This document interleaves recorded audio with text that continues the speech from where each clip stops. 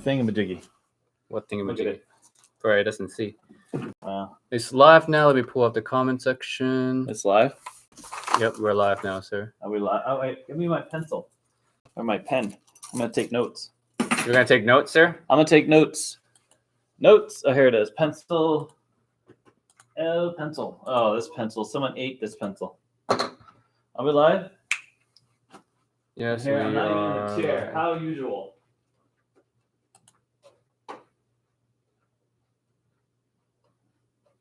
Let's see. Hold on, guys.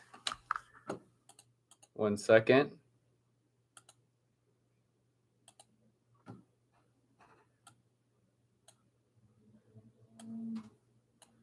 Let me pull this up.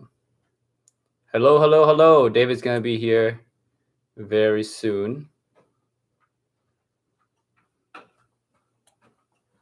Love it. This is a nice little setup right here, buddy. Hello, hello, hello. Love it. Easy, right? Yeah, this is easy. And we can just sit down and go. There you go. Can they hear my? Can they hear any of this stuff? I don't think the stream deck. No. There you go. You can read that. Hello, Look at hello. that camera at the top. Oh, we have one person. Fantastic. Is that one? Yep, 4 people so far. Hello, guys. How are you? Here we are. We're going live. So today's topic. Hopefully we got me and Timmy here today, and we're gonna go over all the things that have to do specifically with casino gaming, and how that's gonna change here in the near future. And then we're gonna have like an Ask Me Anything. Junior, sir, people are joining in. 7 people now. So people are slow. I got my mask on here. Let me take this off. It's a silly thing. So I hope everybody's being safe. I'm like reading this. This is our new setup here, by the way. Can I hear them? Just through the text, though, right? Well, it's not like Discord. I don't think you can hear them. I can read. Yeah, we got 2. Okay, so how many people? Where do I see how many people are here?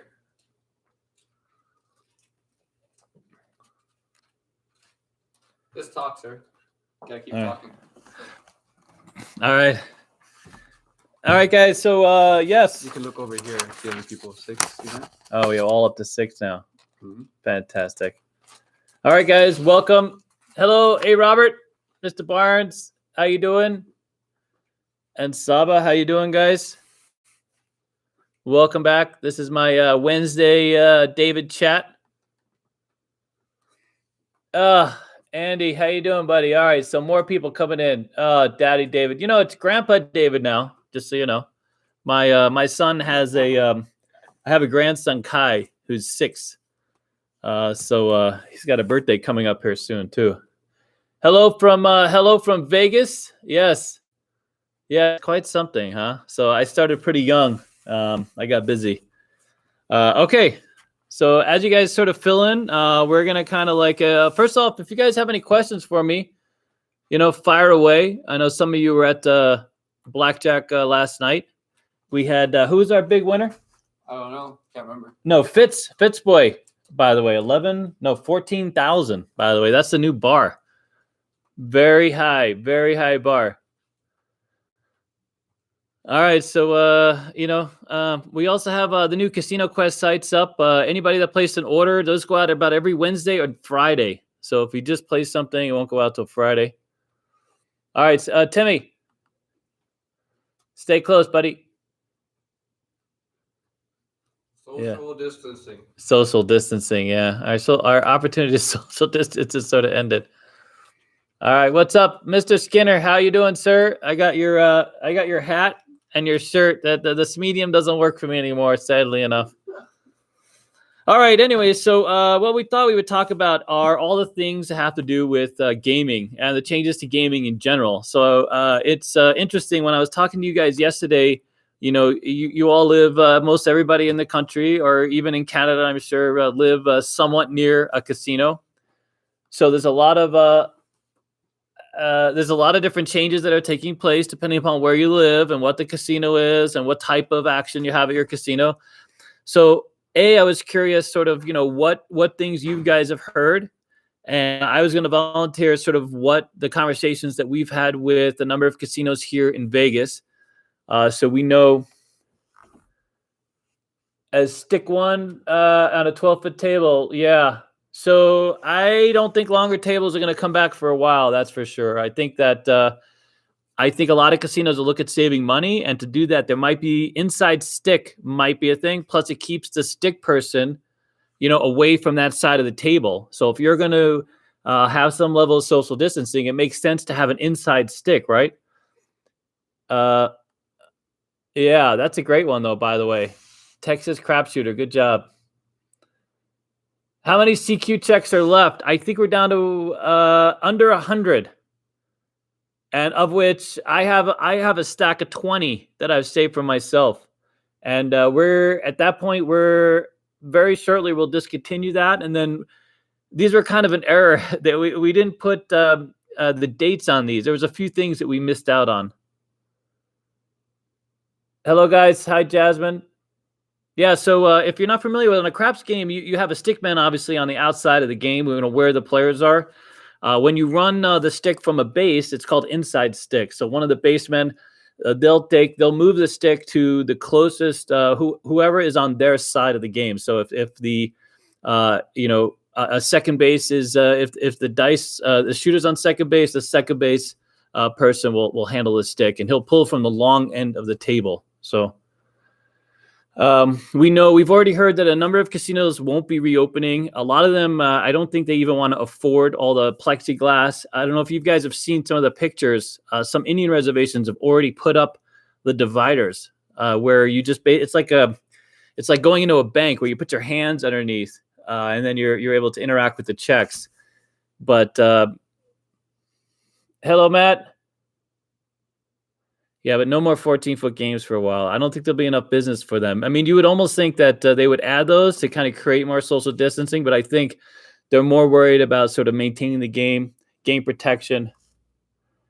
Yep, 3 aside. That's it. Maxed out, 3 aside. Even that seems weird, right? Because you can't get 6 feet away from somebody, even 3 aside. That's part of the reason why it's hard for me to fathom. And then what do you do about the checks, the actual checks in the game? I know that a few of you had different ideas in terms of, using debit cards, ticket in, ticket out. They have that technology, by the way, the ticket in, ticket out on a table where you press for credits.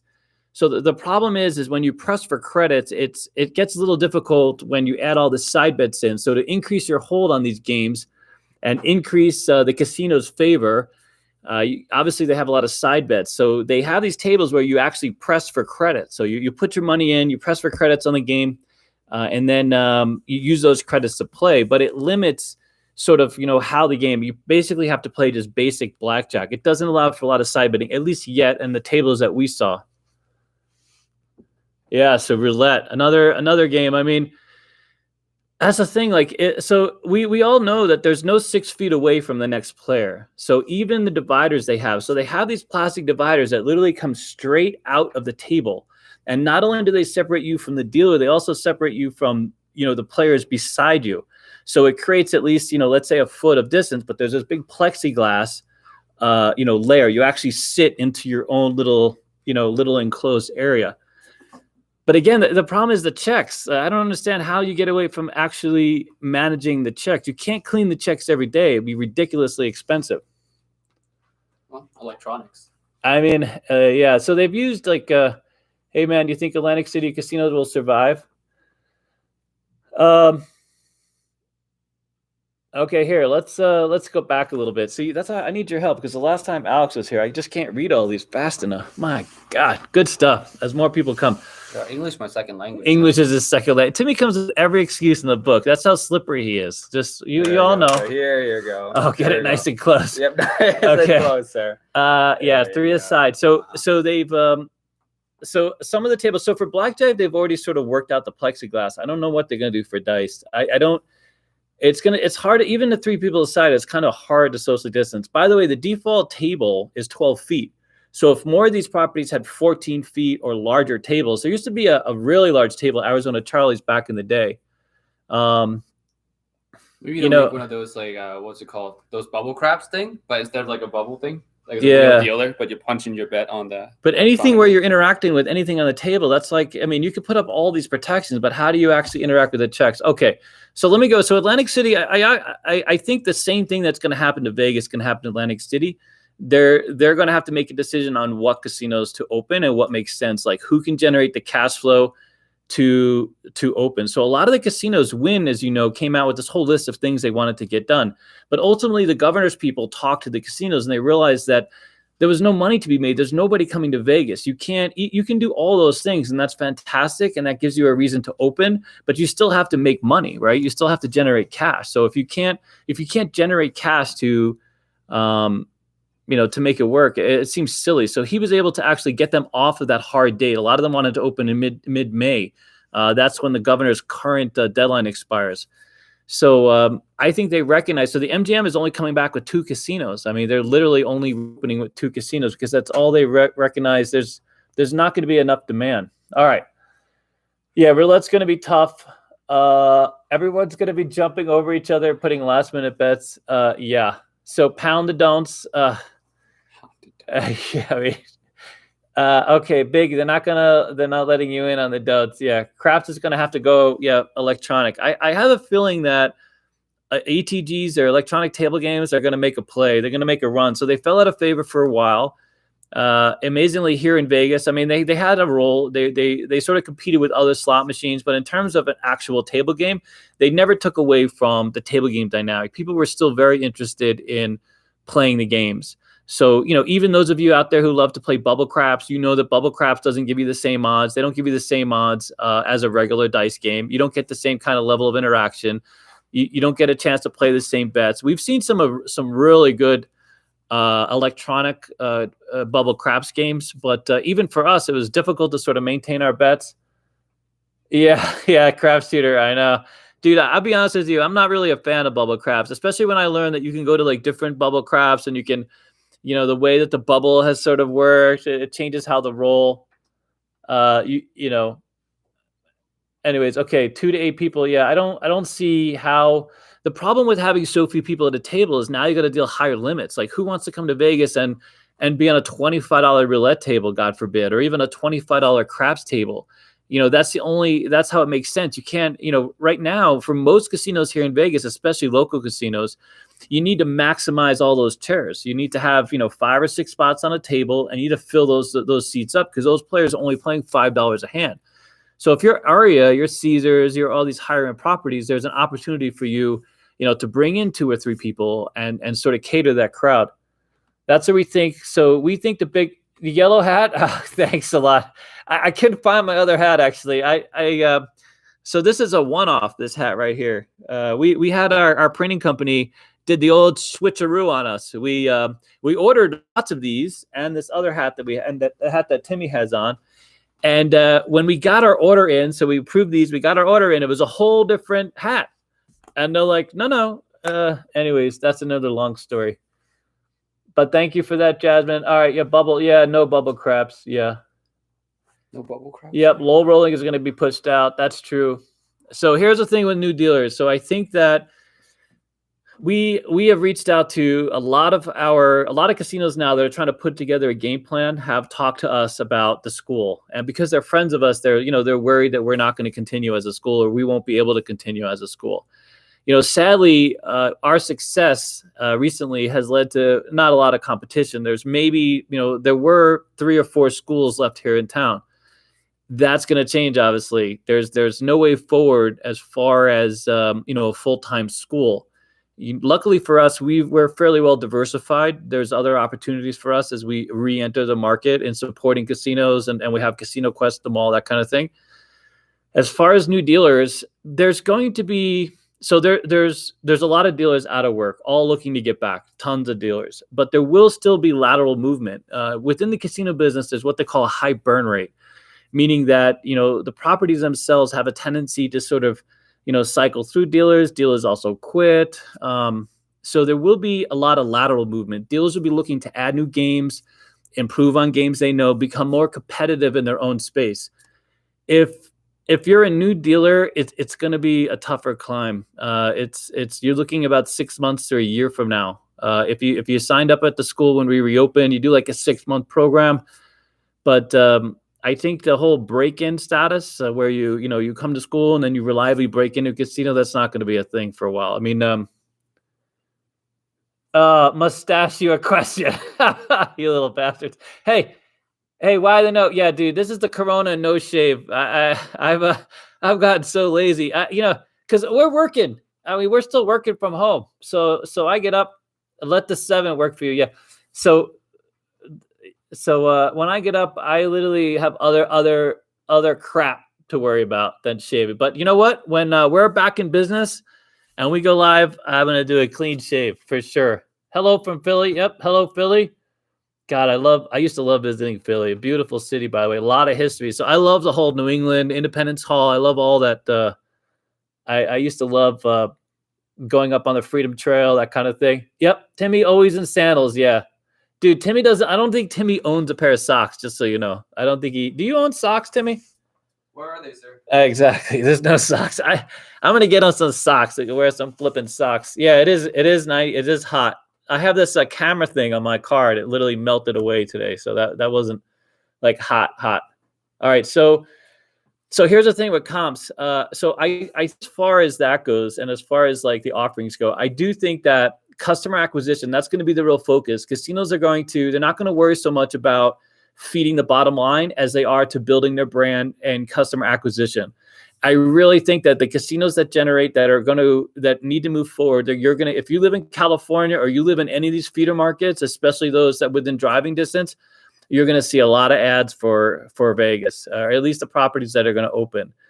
Customer acquisition is going to be a big target right now. So they're going to be looking for all those sort of higher profile. So some of you guys, if you're a $10,000 or even a $5,000 player in Vegas, you should start seeing emails, people reaching out to you, these slot departments. They're going to try and get all you guys back in play. So I do think that they're going to be freer with comps. They're going to sort of start dropping down, especially table game players. I mean, that's all they got. All right. I guess you won't be shaving in. Yeah. Yeah. It's going to be a while before I shave. There's a few casinos that are open. So we know that there's some casinos now that are entertaining plans to sort of avoid their table game departments and sort of work in other areas. So we just got an article today about a casino who's going to open a new bingo hall. They weren't doing bingo before, but now bingo is going to be big there. So they'll try and do that. All right.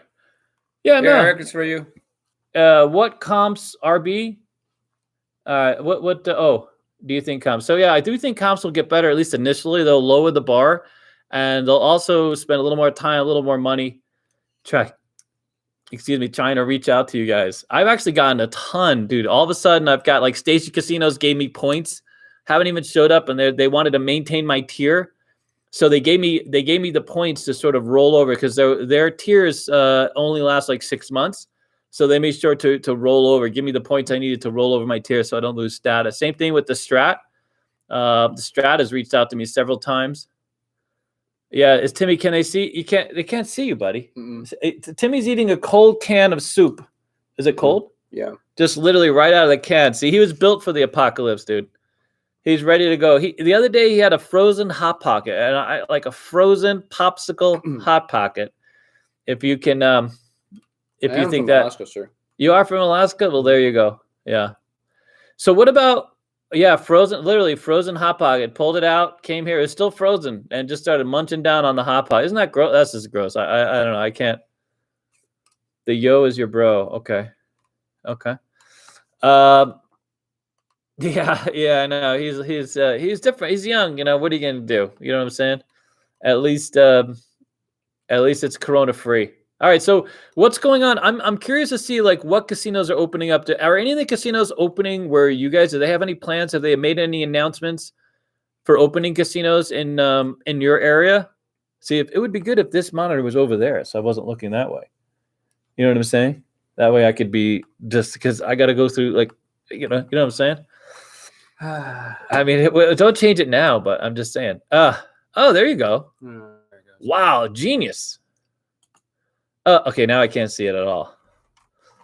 Maybe if I took off, what happened? Well, you can't read it now. It's false. Oh, now I can read it though. See, that's yeah. Put it right over my face. Yeah, no, I can read it. Yeah, we just move this monitor. Here, we're reconfiguring. Here, sir. Here. Yeah, no, nothing here in Ohio, Colorado, Rome. Yeah. Oh, okay. Arizona. What's happening? So I think the earliest that any casinos open are the Indian casinos. They have much more. They have a lot more control. Obviously, they have their own pact. So yeah, near Spokane, they opened Northern Quest. Wow, with limited gaming. So when you say limited gaming, is that mostly slot? Any table games open? Any table game activity, or is that typically slots? Because I know that they have a lot of plans. So the slot departments are going full steam ahead. They're going to everything's going to be cashless. There's few points of contact. A lot of these change people were already sort of laid off. It was great. We had a lot of local places that kept their change people, which I thought was always cool. To have that added touch. But my guess is that they're just going to let the machine do it now. You know what I mean?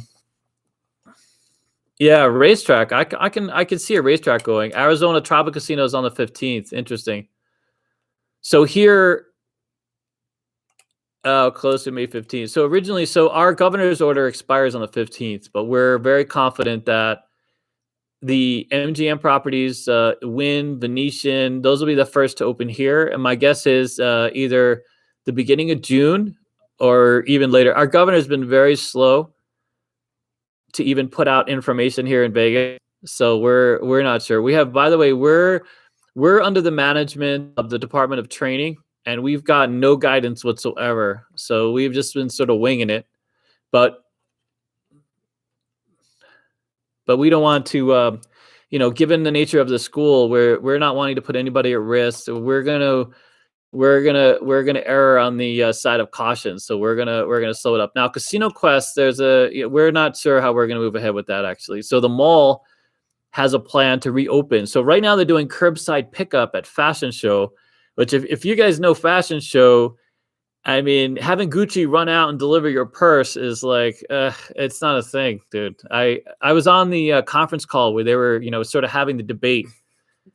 And a few people were, huh? You buy a Louis, someone run it out to you. Yeah, and there was just some skepticism that I could see that, like, if you're pulling up to like Target or Walmart and they're bringing the stuff to you, that's a thing. But you can't do curbside blackjack. I mean, and then we were like, well, we're gonna do curbside craps. We'll have Alex sort of roll the table out there. You know what I mean? While you're in your car, you just throw the dice out the window. We'll get, and you know what, because he's always bitching about moving the table. So we have this, we have a 14-footer in there now, and it's a real pain in the ass to get it in there. Hello. Yes. Yeah, man, I was on the verge of moving to Florida, in sort of near the Keys. I love to sail, and the fact that you can park your sailboat right in front of your house. Oh, fantastic. I know. Curbside crafts, genius. Yeah. So the running joke here is that a lot of the manual labor, of course, Alex sort of puts together the teams. He knows how to take apart and put together the tables, so he sort of just heads that up. And so we were giving him a bunch of shit about rolling that big ass table down there, because we do have a portable table, but oh no, got to have a 12-footer because people want a realistic craps. No craps in Florida, really? I mean, none of the Hard Rock, the Seminoles, there's no craps. No, do they use the card? The cards maybe? Yeah, I know. It's an aircraft carrier. Yeah, so we have the 14-footer. We actually started with the so when we first brought that 14-footer in, we thought you guys would love the 14-footer, but a lot of people don't like it only because it doesn't, you don't get the same feel. Most casinos now have 12-foot tables. So the feel of rolling the dice, plus we use the old school padding. So if you guys don't know, if you put together your own crap table, they bubble craps. I got it. Yeah. They a lot of the tables back in the day, they would have it was the wool layout, and underneath it was actually newspaper. So always newspaper. So it was always cool to be part of that crew that would take that layout off, and you can see like when the layout was last changed. So I was at a casino one time, and the layout had literally been on that table for like 5 years, and they had the same paper from like 5 years earlier, or maybe they just didn't replace the paper. I'm not sure, but those wool layouts last forever. If you guys ever buy layouts, the wool layouts are the ones that last, that are long lasting. You don't get the same kind of color or vibrancy. All right, so a lot of bubble craps, but yeah, so a lot of bubble craps. Half a table, 8 foot. Hello, Tommy.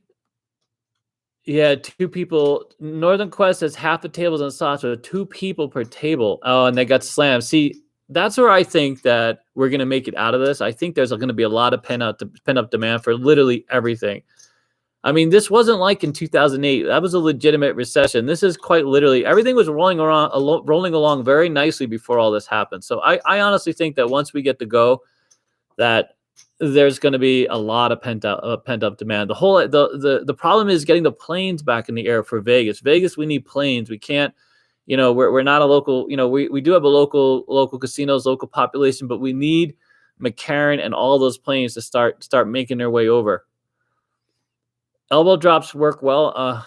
All right. Anyone caught the virus on a craft table? I hope not. I haven't heard. Is it good to buy the online training? Well, tell you what, we so on our website, I recently just put up all the manuals. So we have all the manuals for sale, and we have all of the so we have the video library. So we have Blackjack, Roulette, and Bach. And this is like legit. You can actually, if you got yourself some checks to practice with and a layout, you can learn these games, at least from the dealer perspective. So any of you interested, the manuals themselves are fantastic. For any of you guys that are dice, I've curated a lot of the dice stuff myself, along with Alex, and we hired someone to make some of the graphics and designs inside of that. So that's a thing, obviously. But anyways, all right. So if you want to get ahead of some training, you can do that. Just access the libraries and access to, get the manuals.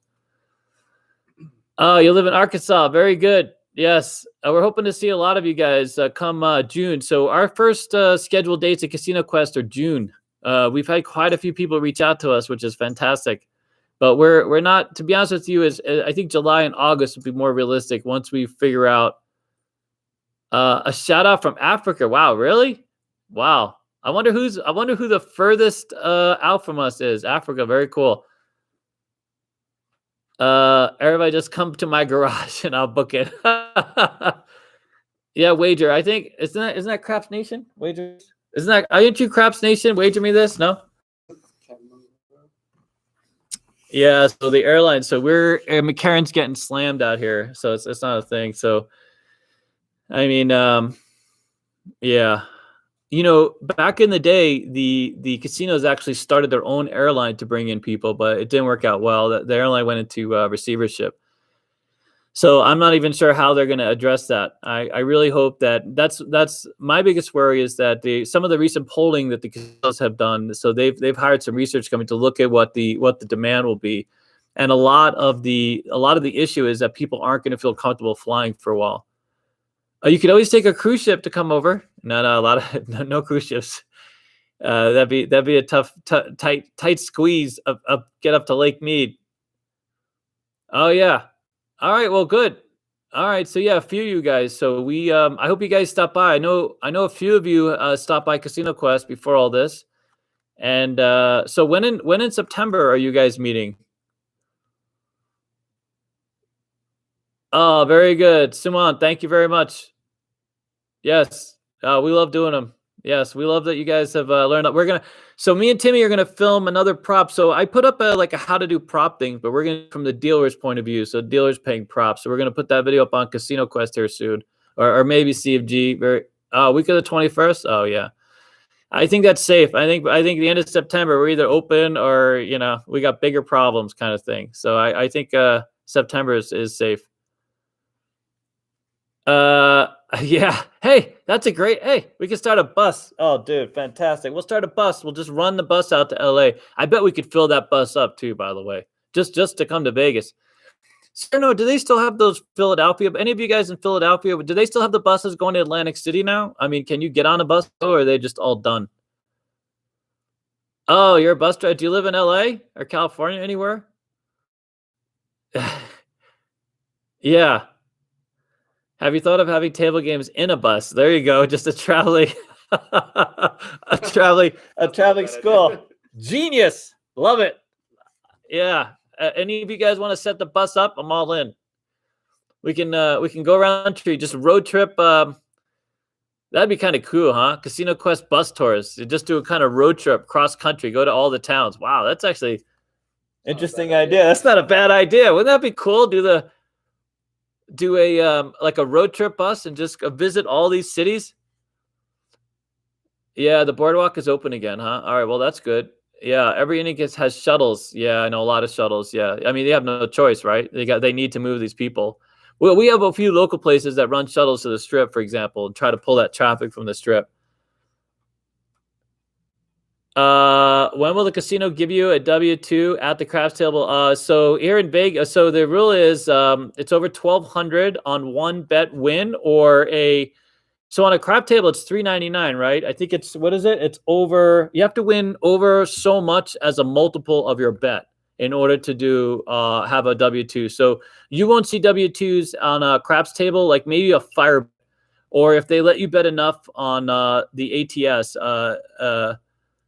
So I don't even think that's a thing. But like I know when we had $5 fire bets and they hit when it was 1,000 to 1. Then you had to if you got paid 5,000, for example, you would have to fill one out. But then they changed it.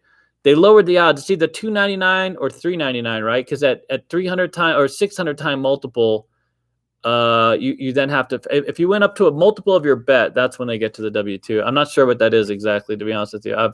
I'm having a little brain fart here. Yeah, no no craps. Yeah, that's too bad. Do a collab with Virgin Trains. Oh, that'd be fantastic. By the way, Richard Branson, I met Richard Branson many years ago. He was actually in my cab. I mean, I kid you not, like literally in my cab.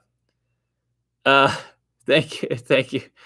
Thank you for that. Anyways, all right. So I happened to be pulling up to this cab stop in West Hollywood, and I was the next cab, and they ran out of limousines. It was opening a Virgin record store.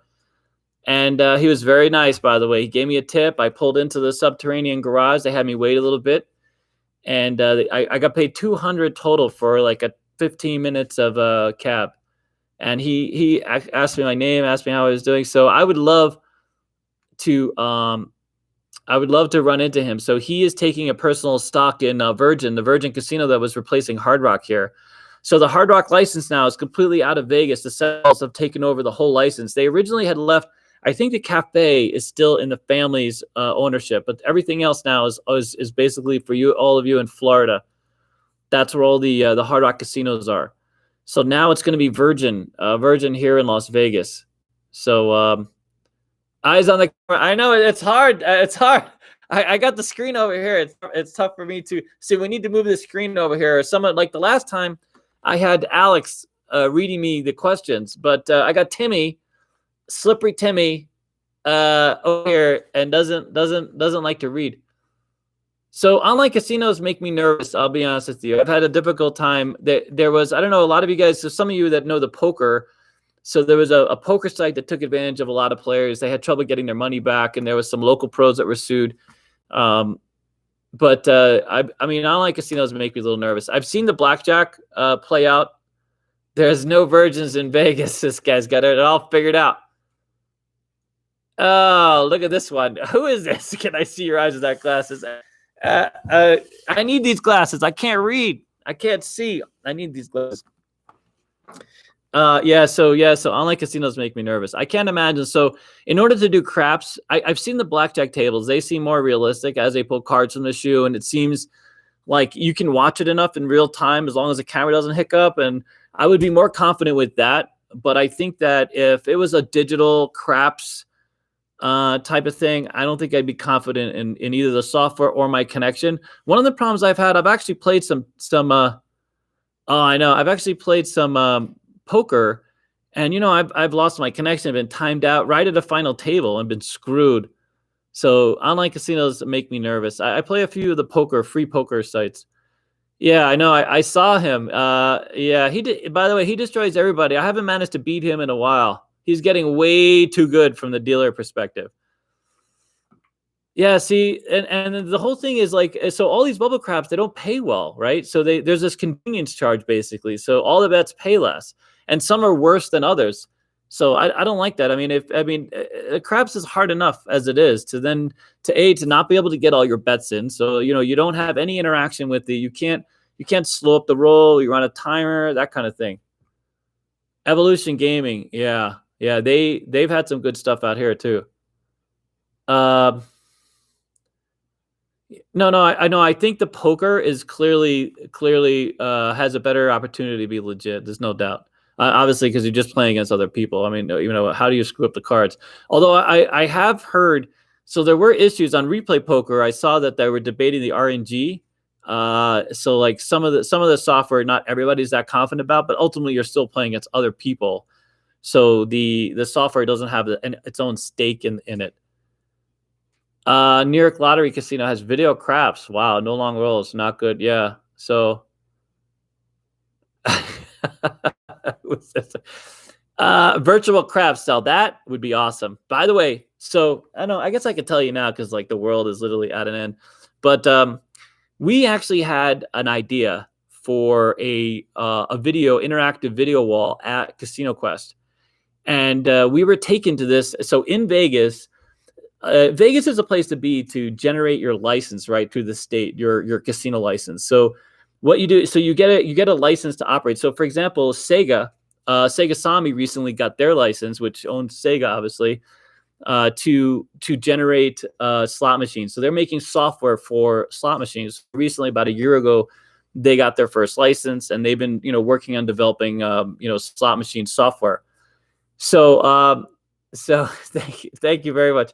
So beyond that, okay, now you guys made me lose my train of thought. So we came up. So I've had this idea for a long time of having sort of a virtualized experience where you walk up to a wall, and it uses a bit of AI to create sort of this whole engaging, environment for you. And it doesn't have to be 3D or even virtual. It just needs to be really good, a really high level engagement. Big ass wall, lots of colors.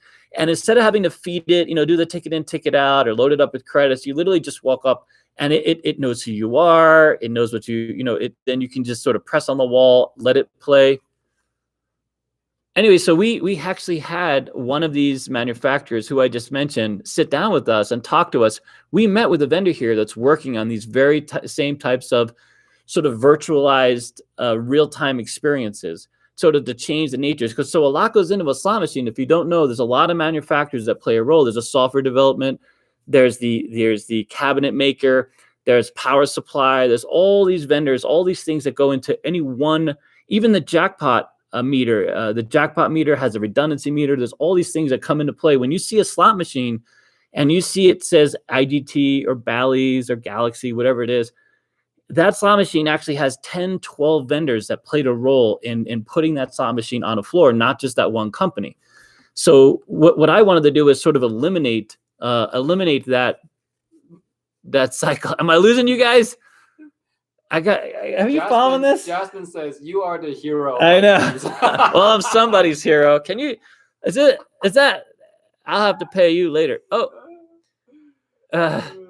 the casinos might not have any customers. You know what's so weird? I think people would come out to play just with Timmy. I think everybody checked out on my slot idea. Then what I put in. Yeah, no, I know. You got to go for the big one. The big one at the entrance. That's the one. Quite literally. Really? Yep. Oh, fantastic. Hello, guys, everybody. All right, so we're talking about how the games will change. So what I thought I would do is I would roll down sort of, now that we got a whole bunch of people, we can have kind of I know Jasmine come out to say, by the way, that's a great name. My favorite restaurant here in town, believe it or not, is Jasmine. And I'm not just saying that. You can go back on some of the earlier feeds. So they at Bellagio, they have this, it's an Asian restaurant, obviously, and they have this sort of around the world thing. It's like $80, which really isn't bad for Bellagio. And you get a taste. It's mostly Thai food, I believe, but they have like a mix of things. And it was one of the most, at the time, it was probably the most, at the time, it was the most expensive restaurant I had ever been to. But it was fantastic. It made me really appreciate a lot of the foodie stuff that exists now. So like, I was like an Olive Garden guy before that. And now I oh God. I still like Olive Garden. What's all the Olive Garden hate going on here? Come on now. Olive Garden, Buca. I like some of the chain stuff. I'm not a big fan of Applebee's anymore. Oh, I know, dude. The room rates are going to go down. By the way, if I were you, I would make sure to call and get the resort fees waived or complain about those. I think the more people that complain about those, there's going to have to be, they're going to be anxious just to have you filling up space and being on the casino floor. I know. Yeah, exactly. I love, and by the way, I keep trying to get into that unlimited pasta deal they have. And I never, it's always sold out like 2 minutes. It's ridiculous. I mean, what a great deal. I tried to do the $1,000 one too. Was it $1,000 one? I think it was some. It's so good. Yeah. See, see, I knew we have all the right fans, dude. Olive Garden. I like the pancakes too. I like that was my two things are Olive Garden and Denny's now. I used to like IHOP, but I I know I've been loading up, eating through my bro. You don't need more pasta. Yeah, thanks a lot, buddy. Thanks a lot. Look at this guy. All right.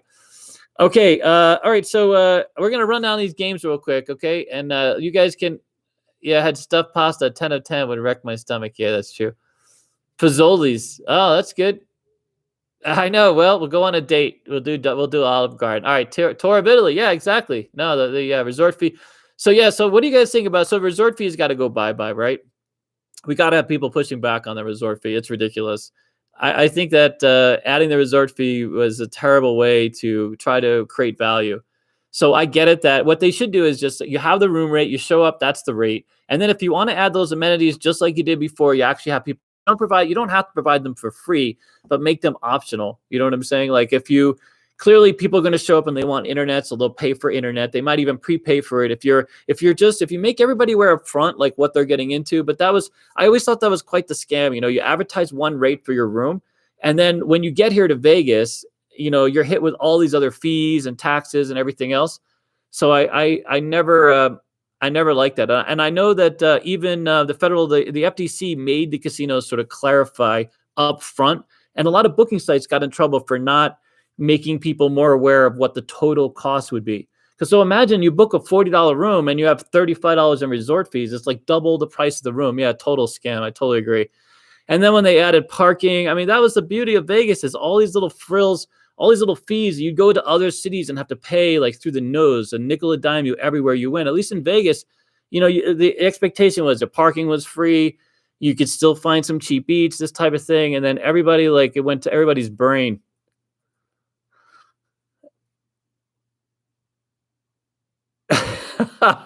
What? Okay. Yeah, no, service fees at restaurants. I don't know if I've run into those yet, but I've heard of that I've heard of that playing about. I know $45. I really, it's amazing because then you go into the fitness room and there's nobody there. Like no one comes to Vegas to work out. I mean, there are people that do that, but clearly, that's not the goal. I don't think. In fact, do you know? Yeah, my Spanish is light. We do. I don't have Instagram. Our Casino Quest does. All right, so I definitely think that the resort fees will change, or at least you'll have more power to eliminate the resort fees. So I think that if you speak up and you ask them to waive those, and a lot of casinos, by the way, if you do ask them to be waived, they will waive them. There are some properties that have a policy of not to do that, but for the most part, it's one of those things that people don't know to ask. But if you ask to waive the resort fees, but then again, when you come to Vegas and if you're looking for Wi-Fi, you're going to have to pay. You know what I mean? I also think parking as people drive here, because that's going to be the whole traffic. I just think people need to push back on all these fees and see if we can get this changed. The casinos are slow to take away once the service fees. Yeah. So the casinos have been slow to sort of, reduce those fees, obviously, because they feel like if they take them away now, they'll never be able to get back to that. And that created a huge point of profitability. What I'm hoping happens, to be honest, is that this is going to force casinos to sort of rethink their customer. It's going to be, the branding, the whole experience now. They won't be able to just gouge. You won't go to the casinos and it's $20 beers, like, or $18 beers and ridiculously overpriced restaurants and this type of thing. They're going to have to look at a new way of getting people here and focusing more maybe on the gambling, entertainment. You can't pack everybody into clubs anymore. I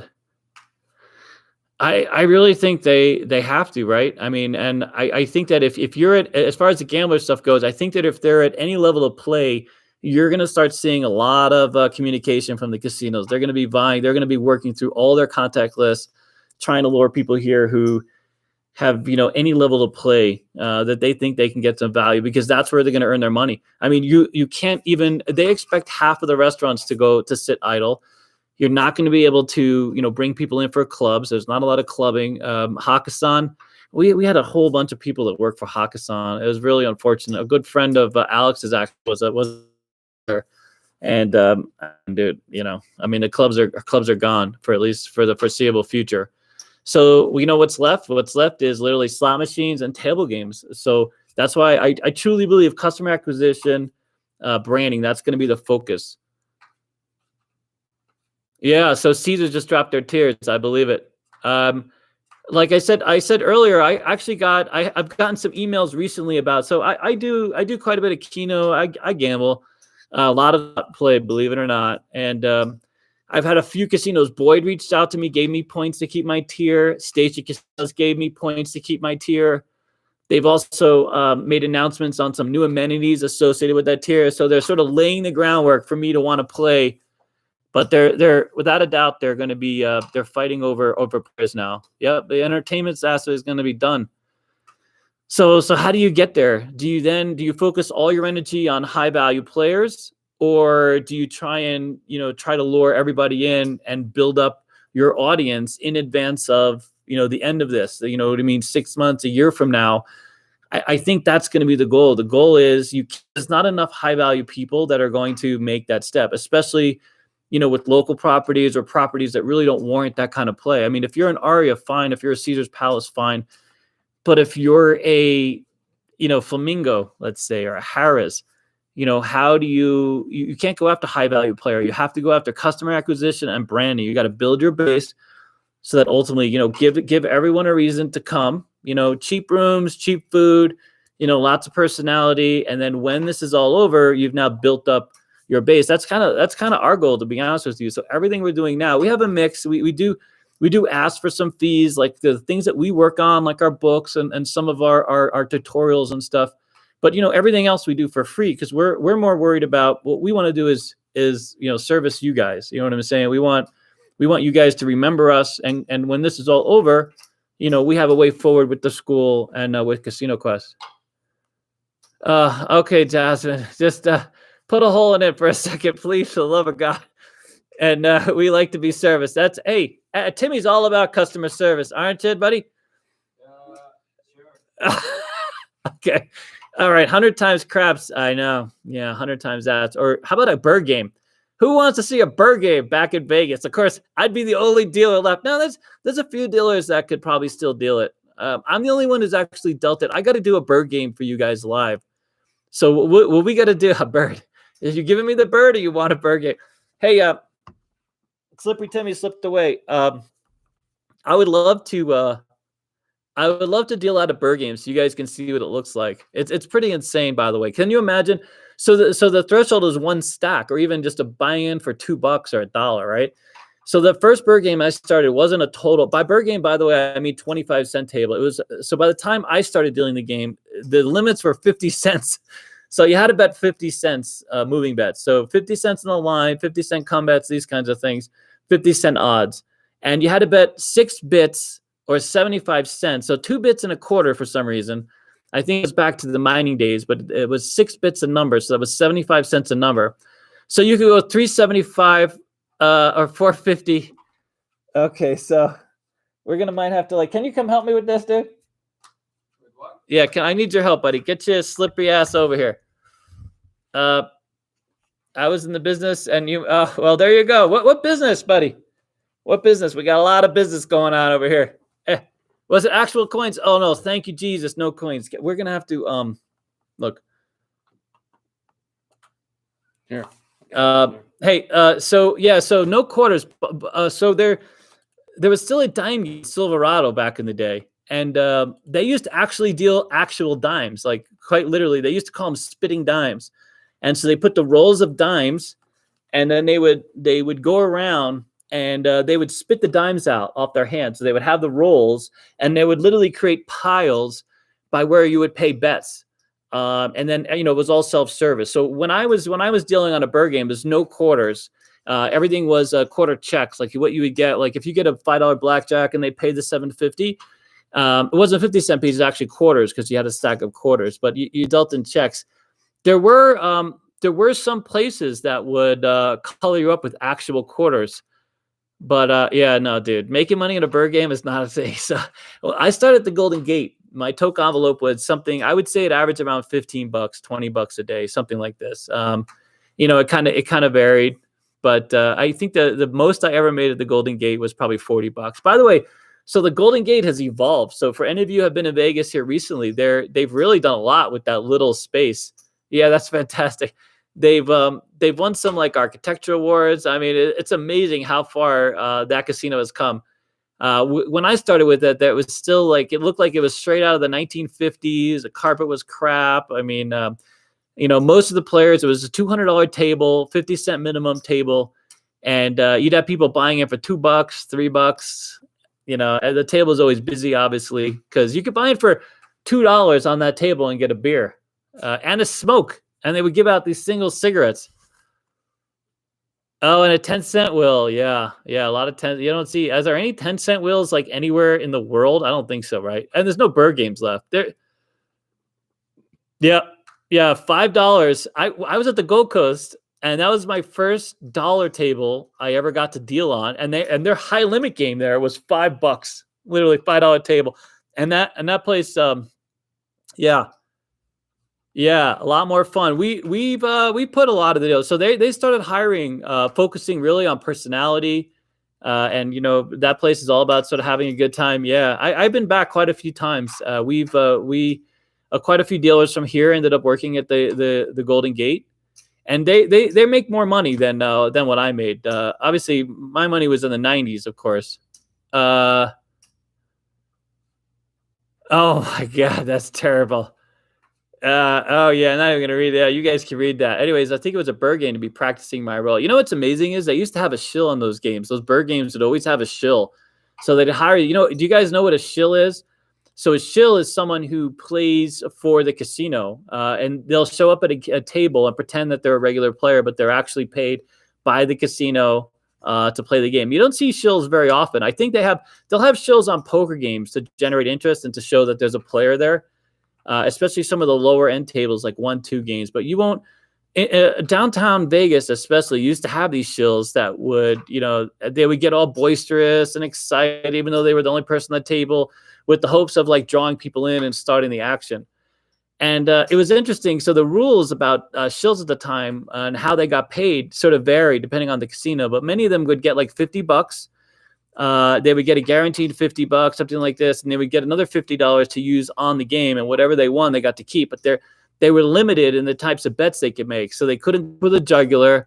There was no real chance to get lucky. They had to just keep up with like two come bets type of thing, keep it very simple.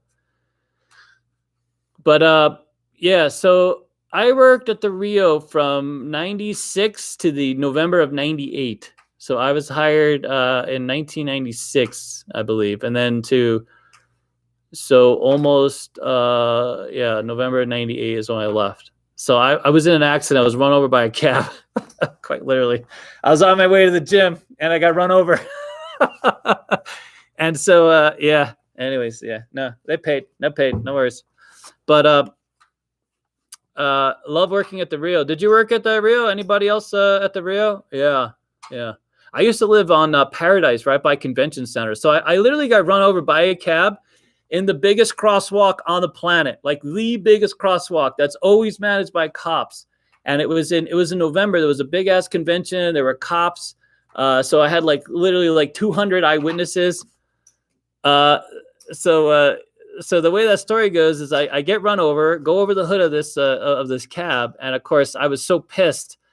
The adrenaline got me up off the ground, and I was starting to pull the cab driver out. The cab actually pulled over, by the way. It didn't run off. But anyways, yeah. All right, what else you got? All right, so we're not going through my list all that well. It's like nonstop tangents over here. Okay, here we go. I'm trying to read through all this stuff. I'm gonna try and look at the camera. You guys will help me out here. Bird game for practice. I know, isn't that be great? So I will tell you, some of the best wins I've ever heard of are at the Golden Nugget.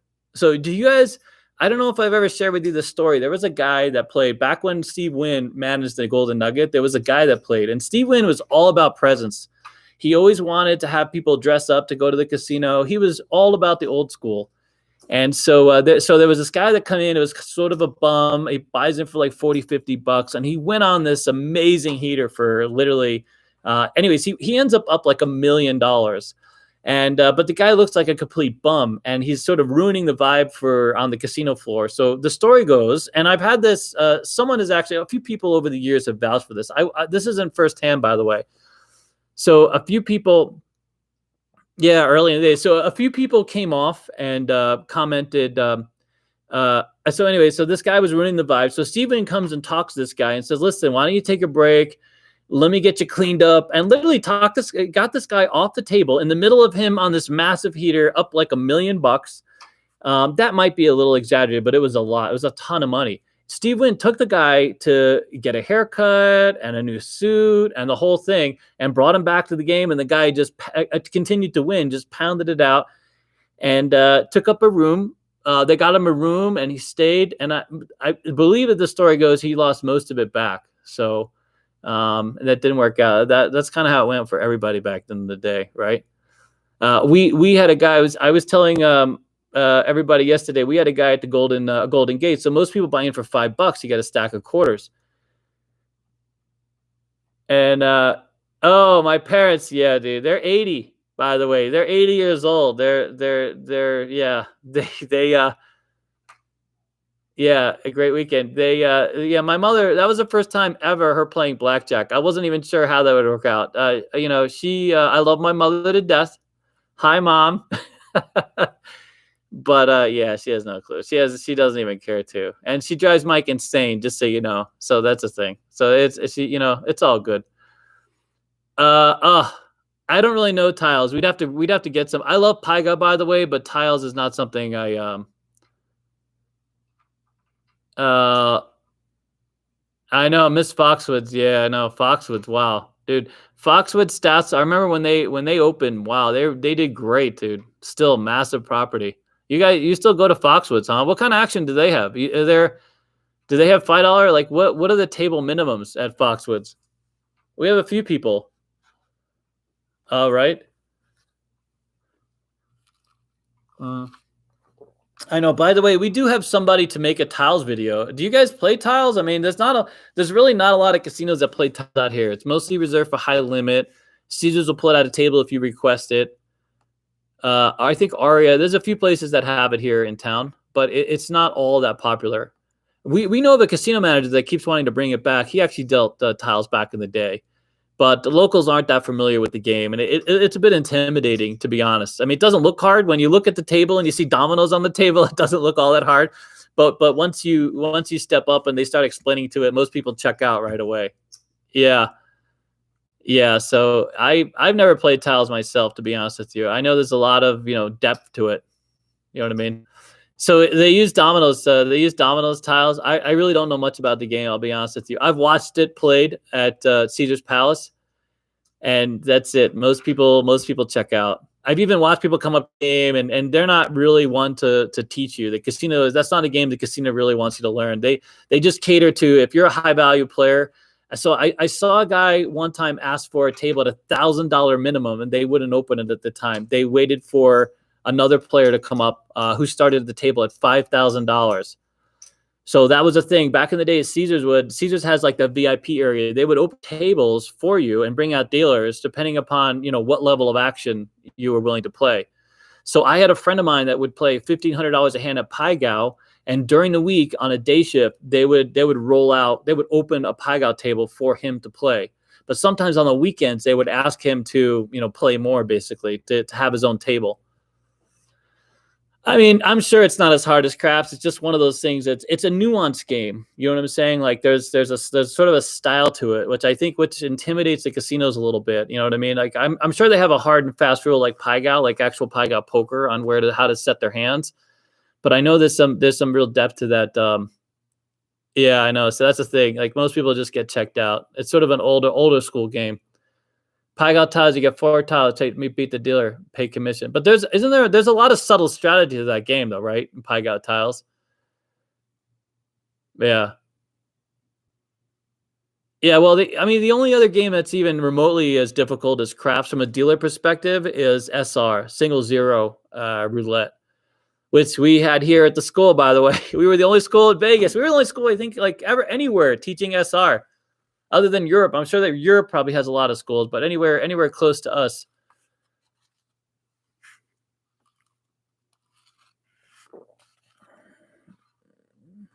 Yeah, $10. So yeah, so a lot of like Atlantic City, which amazes. So every time I go to Atlantic City, that's the one place where when I go there, I've only played table games because I can't find lower limit Keno machines.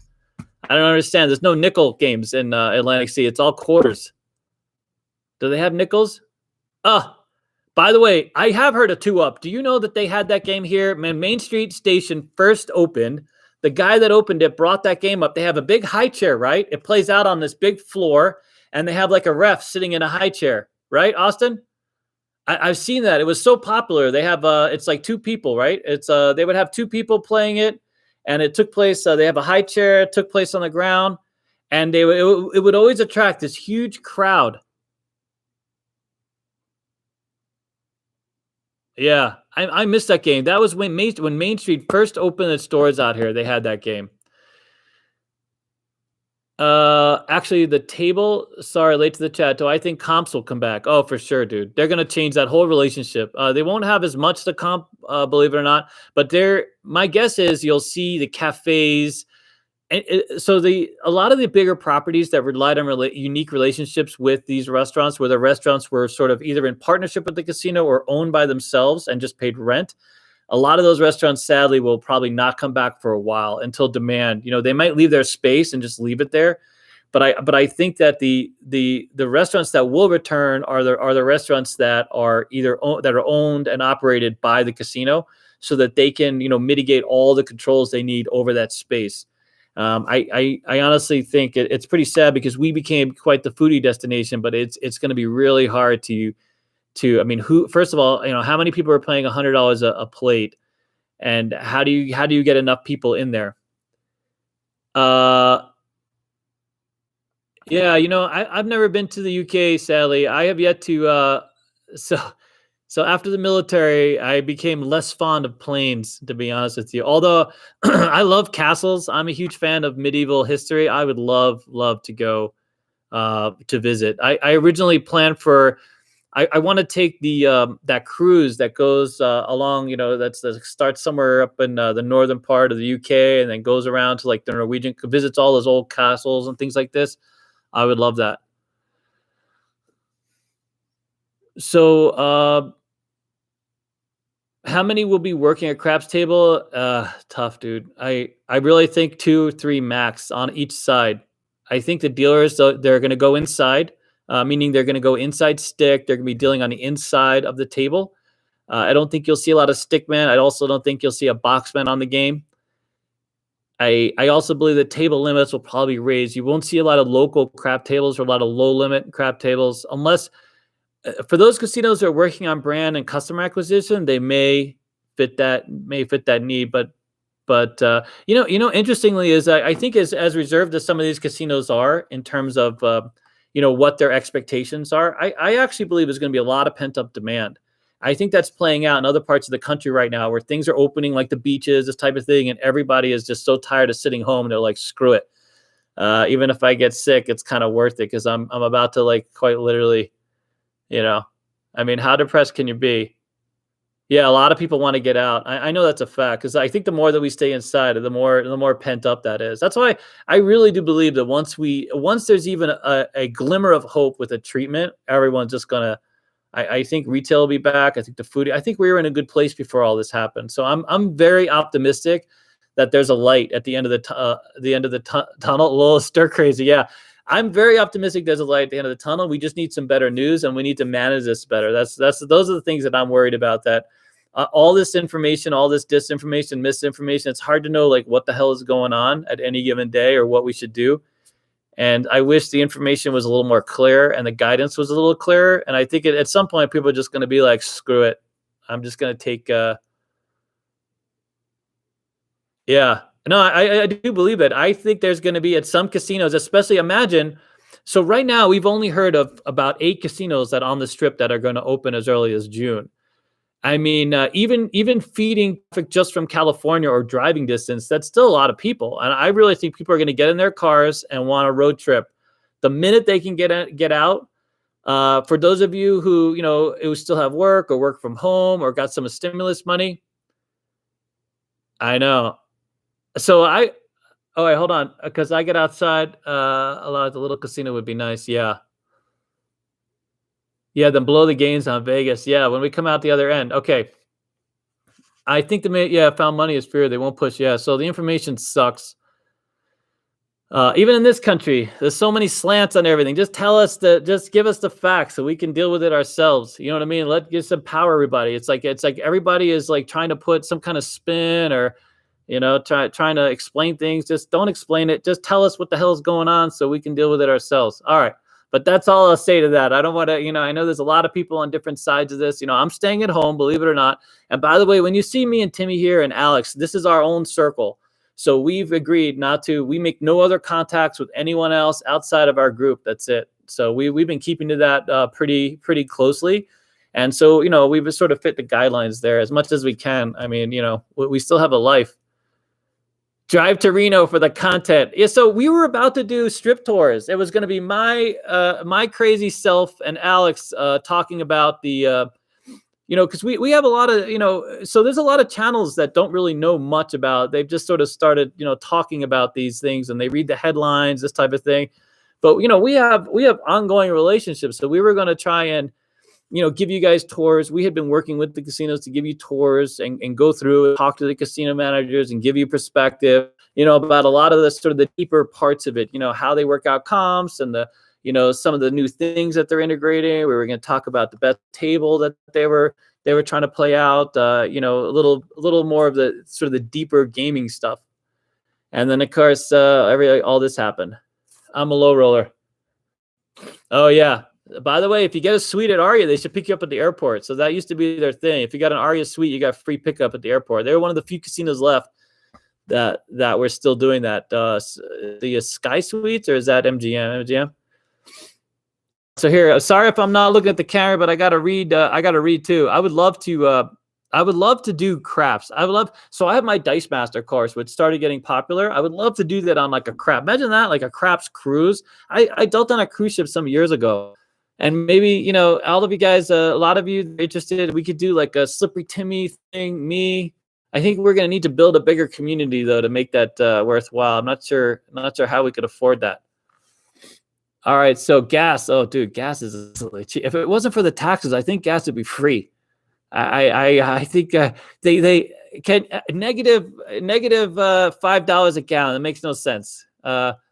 East Coast hosts, yeah, no, lots of comps. Customer acquisition, that's really the push. So if you guys heard this up till now, customer acquisition and brand, all these casinos are going to invest heavily in just making you a loyal customer, whatever it is. So they're gonna start grinding this out. I'm wondering how. Oh, I know, yeah, Treasure Island, dude, Ruffin. So Ruffin is, he's good friends with Trump, and I'm sure he just wants to just open the doors and have him come in. By the way. All right, let me. There's things I know about Vegas I can't even share with you guys, because I don't want to I don't want to get sued or harassed, this kind of thing. But anyways, yeah, group cruise, that'd be awesome. Yeah, I would love that. Yeah, we're gonna need a bigger boat. I love. Yeah. By the way, I think cruise ships are gonna take a hit for a minute. I think it's gonna be hard to justify getting a cruise. My God, those are some rough stories, no? So the cruise ship. So. I have a friend of mine who works for Carnival, who has been a gaming supervisor, and he used to run a tent city in St. Martin, U.S. Virgin Islands. So at one point, I was literally in Tampa waiting to get on a boat to go to work as a floor supervisor there, and that sort of fell through at the last minute. Yeah, El Dorado. Caesars, dude, weird. I mean, holy crap. By the way, there's a lot of banks on the. They got to pick up that debt. All those poor banks. There's no secondary market. They can't unload all that debt. Now they're personally responsible for funding that whole takeover. I bet Caesars is rethinking that whole relationship. Oh, dude, it was amazing. I mean, you have the most in-debt casino in the world getting picked up by a company that's smaller than it. I mean, this is what I'm saying. Like, this is how the rest of us sort of just get screwed over. But meanwhile, they looked at cost savings. Their cost savings, of course, was just laying people off, like finding ways to just get rid of as many people as possible. So whenever they say that they're going to sort of optimize their whole business, that's not optimizing their business. That's just finding ways to cut costs. That's a whole different. I mean, I think that manages. Oh, dude, cruise ships, they're gonna be like free. You know what I mean? Like bring your own beer kind of thing on a cruise ship. You got to bring your own date too. Oh, they might supply the dates too, by the way. Those cruise ships, holy crap. Vegas, Atlantic City, Asia has behind Europe. Dude, a lot of local places in Europe. So Europe is just flushed with roulette. Roulette. You won't see a lot of dice in Europe, especially like northeastern Europe. Lots, yeah, Monte Carlo. Oh my God, you got to pay. You got to pay. There's an entrance fee just to go into the Monte Carlo, the main casino there. You actually have to pay to get in. You can't just walk in and gamble. You got to pay. And so we've heard a couple people, a bottled water there. They have this ridiculously expensive water that apparently full service water. Let's just say that it's like $40 a bottle. You kidding me? $40 a bottle for water. Oh my God. Dude, I wonder what that dice game is at Monte Carlo. That's got to be a $25. Yeah, cover charge. Yeah, before you even step in, dude, they charge you at the flipping door. So there's a dress code, and I mean a real dress code. So I had someone show up in loafers. A friend of mine just went there not too long ago, but literally came in loafers, not acceptable. You have to wear shoes.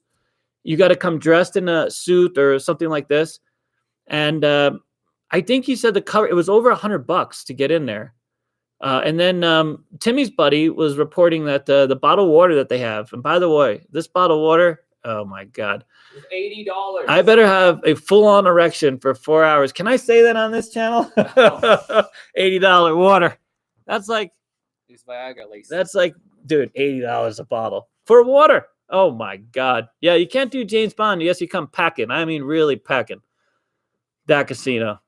Good Lord. Yeah. Hard dress code. Yeah. Yeah, I know. Ridiculous. Loafers. He couldn't wear loafers. Like actual, regular loafers that you wear with a suit. That don't have any. Are you kidding me? What do you need? Some like Latin homegrown?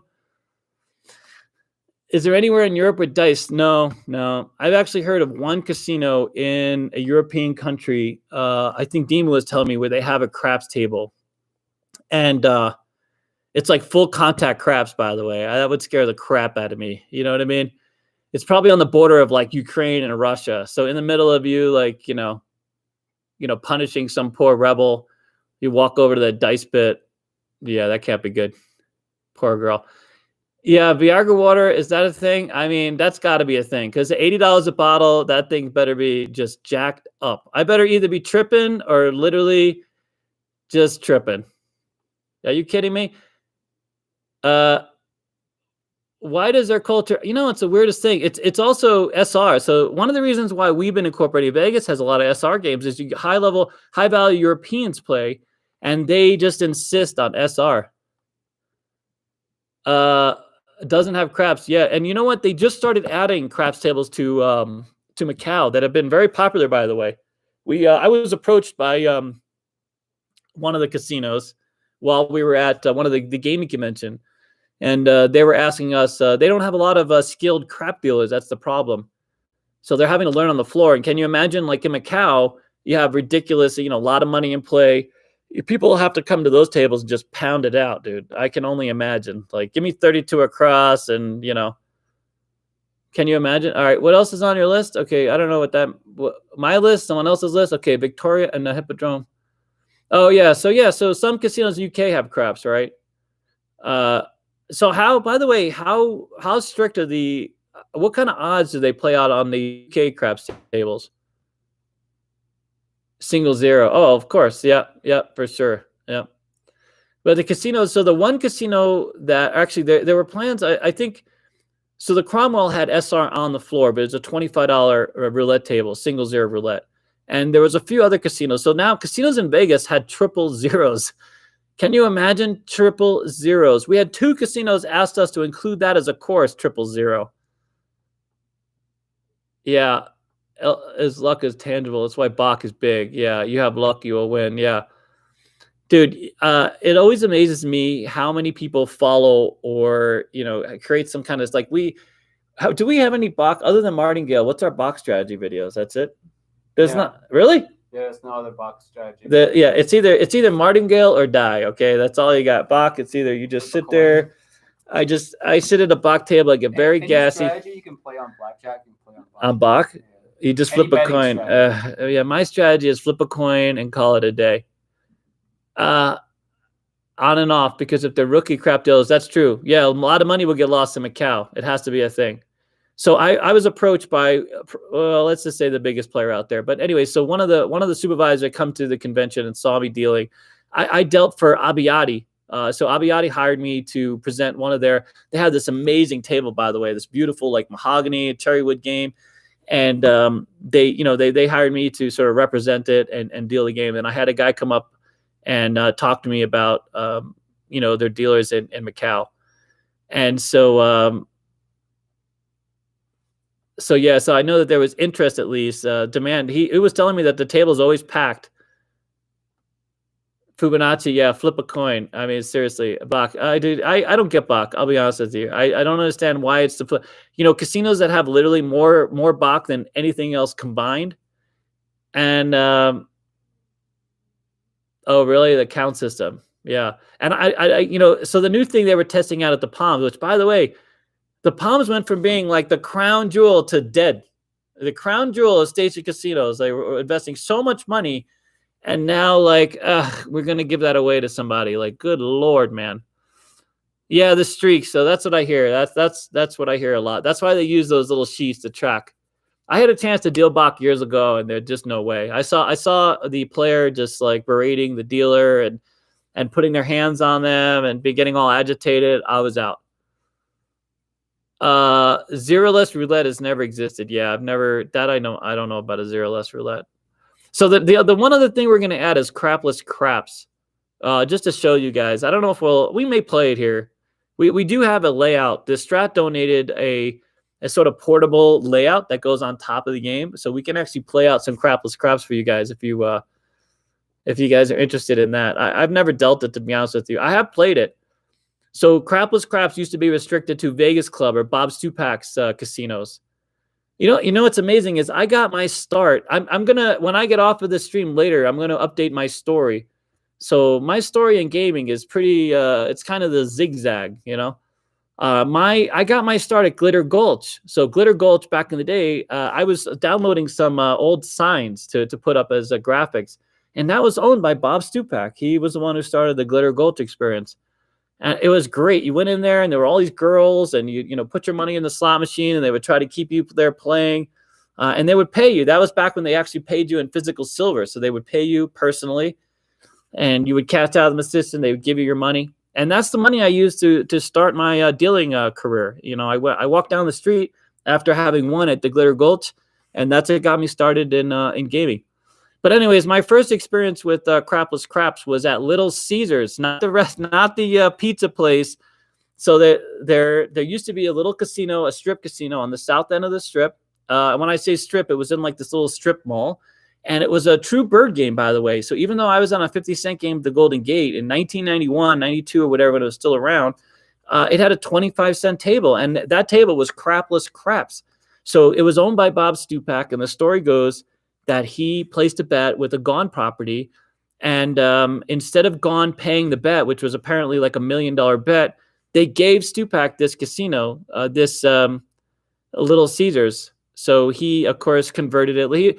By the way, Bob Stupak owned Vegas World, and shout out Detroit, Little Caesars. Yeah. So Bob Stupak owned Vegas World, and he's the one who had the idea for building the Strat. So he's the one who put up the Stratosphere. That was his idea.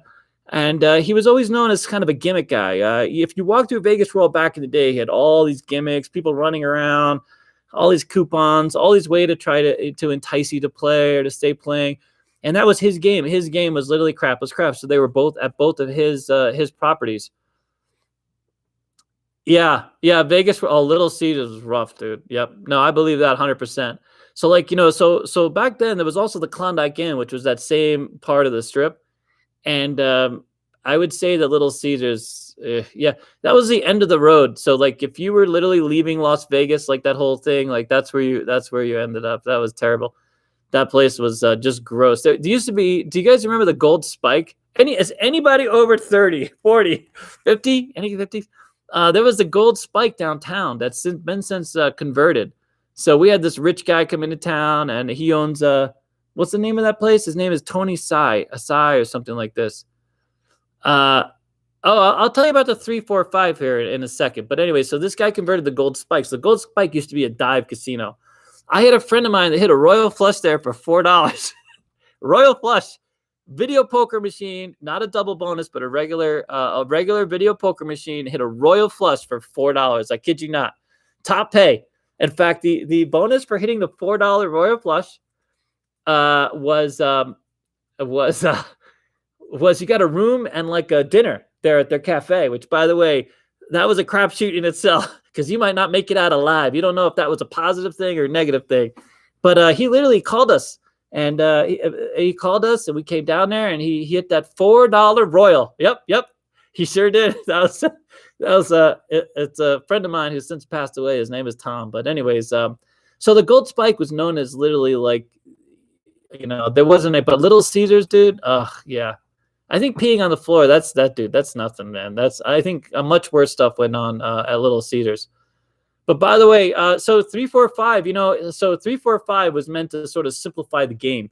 So 6 times odds on the backside. So some mathematician came up with that, and it was meant to sort of standardize. A lot of these casinos are running away with 5 times odds, 4 times odds, and 345 lets you pay. So here you go. You ready? So this is one of these, I wouldn't say secret, but one of the tricks we have for dealers is if you're on a 3-4-5 game, right? Whatever money you put on your pass line, if you take max odds, it doesn't matter what the number is. If you take max odds, so if you have $5 flat on, let's say, the 4, and you take $15 odds, the total payoff is 7 times your flat bet, whatever's on the pass line, as long as it's double. So, for example, if you take 7 times odds on if you have a $7 flat bet on the 4, okay, follow me here. The point's 4, and someone wins the 4, right? Rolls another 4, and if that person took exactly $21 odds, 3 times odds, right? 3-4-5 table. All you have to do is 7 times the $7 flat, and you have the total. So, yep, there you go. Boom, Michael, good job. All right, you got there before I did. But yeah, so it makes it very easy. It's standardized. The casinos at that point are sort of done. Okay, here's your best bet, 3, 4, 5. And they saw that as being sort of the best opportunity for them, for the dealers, and simplified, simplified the whole relationship. Of course, casinos still obviously here in town have 10 times odds, 5 times odds, 100 times odds at Cromwell. And then you really got to pull out the calculator sometimes and figure those out. And then the other thing with 3, 4, 5 is on the don'ts. The lay is always 6 times your flat bet. So whatever you have flat, you could always take 6 times that. So if you have $10 flat on any number, you could take your lay could be $60 basically. And so it works out the same way. So that you can work it back on that 3, 4, 5, and it works out the same way. So all right. So it used to be single odds and craps. Yep, double was a promotion. So the upgrade from double back in the day was they if you go to the California club, they have what they call breakage. They have a double with breakage, so it's like 2.5 times odds. However, they let you. So for example, if you have a $5, so technically if you have $5 on the 6 and 8, you need $6, and then you could take 15 or 20 odds. So there's breakage. Anyways, they let you take an additional amount for every dollar you have on your flat bet. So instead of you having to, you can just add your flat bet and then increase the odds based on breakage. You have to go to the Cali and ask the whole thing. I used to actually do that. A few casinos I worked with over time, the Fitzgeralds, that type of thing, used to have that as well. So always to make it easier on the dealer. Yeah, no, 3, 4, 5 doesn't translate to craps, crapless craps. Yeah, 7 times a flat bet. So put bet. Yep. So like when a casino gets to 10 times odds, that's when if you're never taking your bet down, if you're not managing your bets, like still the opportunity to place bets is to manage your bets, right? To be able to turn them off, turn them on, take them down, take them up. But if you're not interested in managing your bets and you strictly want to go across and press across, then at 10 times odds, every number then at 5 times odds on the 4, 5, 9, and 10, put bets win. And then at 10 times odds, that's where you start making money on the 6 and 8. So, my recommendation normally is once you get to 10 times odds, that's where you want to focus on put bets. Surprisingly, there's a lot of people who don't know how put bets work. I mean, it's real simple. You put right to the number. Instead of a come bet going through the come, you go straight to the number, and that's what's called a put bet. You literally put the bet to the number.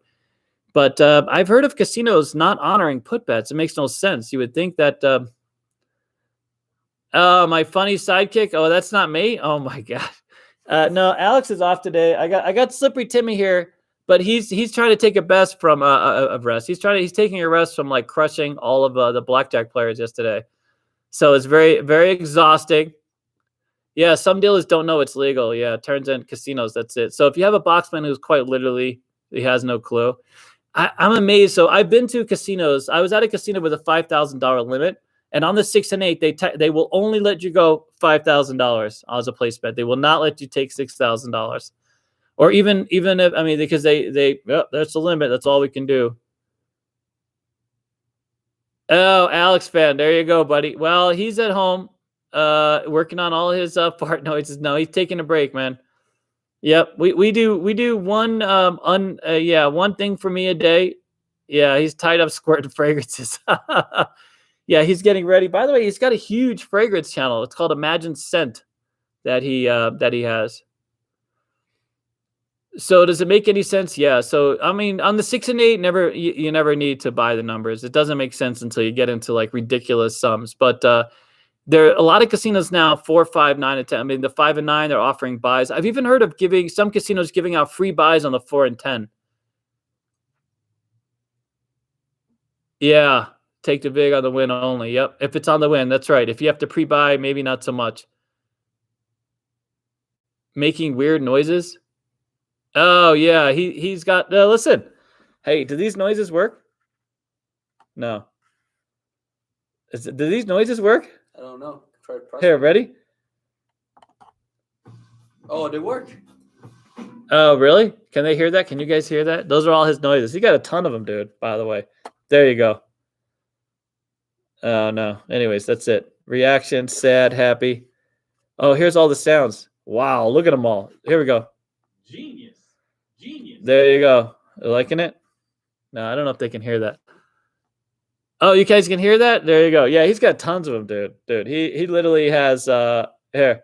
Hey, where's the ones happy? Here, where we go? Oh. Giggity. Yeah. And there. Oh yeah. Yeah. So Alex worked hours just putting together this soundboard for you guys when you play the games, when you play blackjack, everything. We're gonna try to add some more to the mix, so to speak. Yeah. So it's got Evil Laugh. We even had like a voiceover guy help us work that out. Yeah. So there you go, buddy. Yeah, Alex will be back tomorrow dealing some blackjack. What's tomorrow? Anyways, blackjack. Tomorrow's blackjack. Yeah. 3 o'clock, 3 p.m. blackjack. Yeah. So like depending upon where you guys up, I just have Slipper here. We're just talking about the state of casinos and the future of casino business. My goal is not to make this stream too long for you guys. So plus I got other work to do. But anyway, so anybody have any more questions or anything else they'd like to ask me while I'm on here?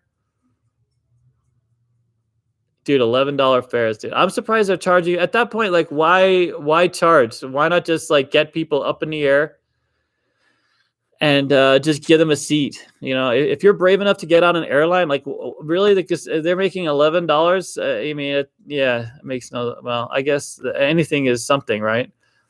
I don't think normal by July. I think by July you're going to see maybe 8 properties on the strip open, maybe 10. If we're lucky, 10 properties. I think local places will have a hard time. They're going to transition a little differently. They're going to open up in phases. The local casinos, you won't see a lot of amenities associated with the properties. Their staffs now are cut out completely. and they're going to have to go through this whole process. I do believe there's a lot of pent up demand. I really do believe that a lot of people will end up coming out, and then that might be encouraging. The casinos might look to kind of push the envelope then.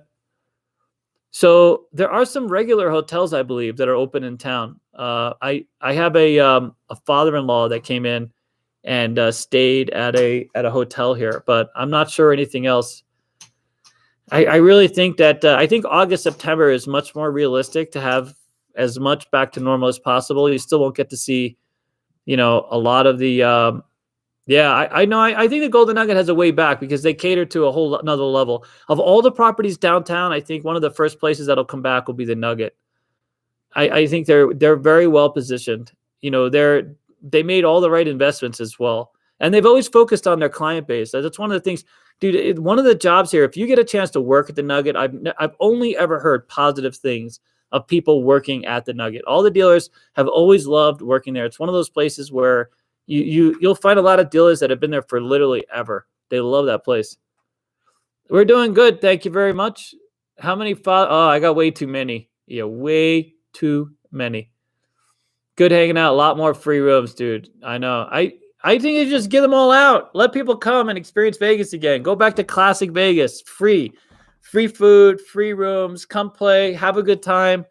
And, just pique everybody's interest again. Get people in love with Vegas again. You know what I mean? Just bring everybody back. Although, Mayor Goodwin didn't help. What's her name? Yeah. The mayor didn't help so much offering Vegas as a petri dish. That wasn't a good look, I don't think. But her sentiment, by the way, she is the nicest lady. I don't think she articulated, Vegas's position very well. You can keep the money or your fingers. Yeah, exactly. Well, that's true. I mean, just get people to come back and enjoy Vegas. Remember what Vegas used to be. So any of us that are older, the free food, the free shows, all that stuff that would lure us here to play, they should do that again just to get people in love with Vegas again. Get people, they need to move Vegas to the front. There's going to be, people are going to have less money, less free opportunity. You know what I mean? If you want to get away from whatever you're dealing with or whatever's going on in your life, make Vegas the place to be. You know what I'm saying? The bowling casinos, yeah. Going to be a lot of bowling alleys. They're going to move out the slots and the table games, just install bowling alleys. Yeah, by the way, bowling alleys, that's like instant success. Dude, I love the Peppermill, by the way. Man, I really hope the Peppermill. But I think the Peppermill actually has a good opportunity because it's all those booths, right? So you can space everybody out, pretty well. Man, I love the Peppermill. Always back in the day, especially, man. That used to be a favorite meetup spot. 24 hours. Do you know they've been offered a fortune to get off that property, and they have always stayed. So I love the fact that they're still there, man. Yeah, no, I bet they were offered a ton. I've never heard the actual numbers, but I know they've been offered a lot of money to move. So it's interesting that they've managed to stay there. Yeah, I know. For the first time, it wasn't. Yeah, no, it used to be, dude, Vegas. So one of the examples, Riviera back in the day. So Riviera had like 7 or 8 shows. Most of them were free. If you played it all, you got to eat for free, stay for free, and go to these shows. And the shows were all loss leaders. I have an interesting story. So if you guys have ever watched Sopranos, there's a guy, his name is Steve Sciarippa, this kind of heavyset guy that he's the bodyguard for Junior. He worked here in Vegas. He was the entertainment director at the Riviera. And I used to know him back in the day. He would sit out there and maitre d' some of the shows.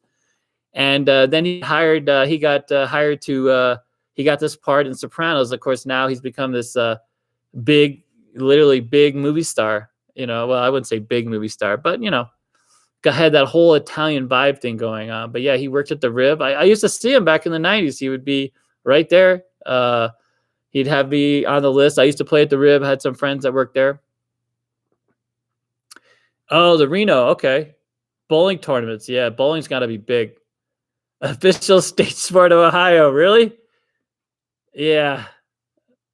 Yeah, bowling and pizza, bro. Hey, bowling is automatic social distancing. Like, how great is that? You don't even need to do anything to get that squared away. Dude, first of all, if anybody comes out, it's like, those athletes don't look much like athletes most of the time, just so you know, okay? It's like a body ballast type of thing. You know what I mean? Yeah, it's bigger here. I used to play some candle pins back in the day. You know that? Ohio. Oh, there you go. Wow. 1977. Good Lord, man. Pinhead. Wow. Good for you, buddy. 1977. Oh, my God. You guys heard of candle pins? Like these little balls and these little straight up. Only it's like in the Northeast. It's ridiculous. It's like archery for bowling. I'm a terrible bowler, by the way. Oh, that's a Kingpin reference. Oh, it's going to be like, dude. Wow. 1977. Ohio State champ. Oh, yeah. That, by the way, that was a great move, man. I love that movie, by the way. That was good. All right, what else you guys got? Because I'm here for like 5 more minutes, and then we're gonna call it a day. Oh, there we go. Up again. A good one. Another one. But so I'm thinking sometime in June we'll start seeing casinos slowly roll out. They'll phase in. MGM's only gonna open 2. I think Strat will be open around then. There's a lot of casinos that won't make it back at all. I think until August. August is when we'll start seeing more casinos roll out and transition. Once they figure out how they make this work, they're also looking at making people sign disclaimers. So as part of your stay, you're going to release the casino of liability in the event that you might get sick. So I heard it's tough to really sue because you're not really sure where you got. If you do get sick, you're not sure where you got sick. But they're not going to take any chances. Yep. New York, and Bellagio, first 2 properties to go back. Yep. So, yeah, that's it. But I do believe that there'll be a lot more demand. I know, Memorial Weekend. Yep. And then July 4th. Leave sick from losing. That's true, dude. That is true. Yep. I enjoy you guys. You have no idea. This keeps me going. Gives me a reason to get out the house. I'll figure out how to shave here soon. I gotta dig deep for my blades. Yeah. So I think honestly that's gonna change. So my perception of the best casino to stay is gonna really change. Back in the day, I used to love to stay at the Trop. So I would stay at the properties that had the old motels attached, like the motel suites. They tend to be a little more spacious. When they started building the towers, at least originally, a lot of these rooms were very small and boxy. But some of the old motels that they had attached to them, were the sort of the bigger rooms, had bigger amenities, had a balcony. So I always liked staying in the balcony. By the way, dude, Bally's used to have one of the most amazing rooms that I back in the day. They've since remodeled some of those floors, but I think my perception of so I'll be honest, like I definitely I like my room to have a coffee maker that doesn't cost $6. So they all went to these Keurigs. So I like me personally, I like staying at some of the timeshares that actually sell rooms. I'll stay at some of those because of all the amenities that come included. So they don't nickel and dime you. They don't have these weight sensors if you move the water. I mean, it's getting a little ridiculous. But yeah, so a lot of these probably, in fact, some of the casinos actually gave up even putting coffee makers into the rooms because they want you to walk downstairs and get Starbucks. Dude, I like to drink coffee. I got to have coffee in my room. So that's one of the first questions. I mean, do you have a coffee maker? I also like a window that opens a little. So some of these rooms, a lot of the new towers, they have these little air vents, these air vacuum vents. You just open this thing. You can't actually open the room because they don't want you jumping out after a bad night at the casino. But yeah, that pisses me off. I don't need to open the window all the way around, but I like to get some air. Yeah, Cosmo, dude, the Rio rooms used to be fantastic. I've heard those have gone downhill quite a bit. And the Mandalay rooms got real cheap. That's going to be a casino. I'm going to be interested to see if that even makes it back at all, Mandalay Bay. Yeah, and video poker, I know. Yeah, they make you work for it now. I mean, it's just getting ridiculous. So, but yeah, I got my coffee. And then, of course, you got to bring all your own food and water into these rooms if you want snacks, because all the snacks are outrageous. But yeah, so it really depends. If I were to book a room now, I wouldn't even stay on the Strip, to be honest with you. I would just stay off Strip. So I've liked the Embassy Suites here in town, by the way. There's a couple of them, one right near the airport. And then you get everything is just included. You even get the bar included. The bar is what, like 5 to 7. They have your free the free cocktails and stuff, so that's good. I know. I miss all. I miss our school, Casino Quest, the table games. You guys are keeping it all alive. Yeah, that's the whole thing. The dice and the checks. So they're going to put up these barriers. They're going to have everybody. They can limit the number of people per table, but you still have all the checks. So one casino actually talked about giving out gloves, but then the gloves are. I mean, it doesn't make any sense. MGM Resorts, yeah. MGM has a lot of MGM Resorts. Hook me up. I love it. Yeah. Yeah, we used to have well, dude, the whole business is going to change here. It's going to be a new normal for casinos, that's for sure. But I do think eventually we're all going to make this out. Everything's going to be fine and the casinos will get back to sort of owning it. Yeah, all right. What do you got? All right, last minute and then we're going to bid you guys adieu. And Timmy, come on over. Slippery Timmy, gonna say hello. My favorite drink is coffee. Coffee.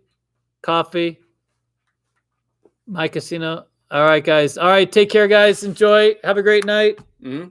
Bye. Bye. See you guys.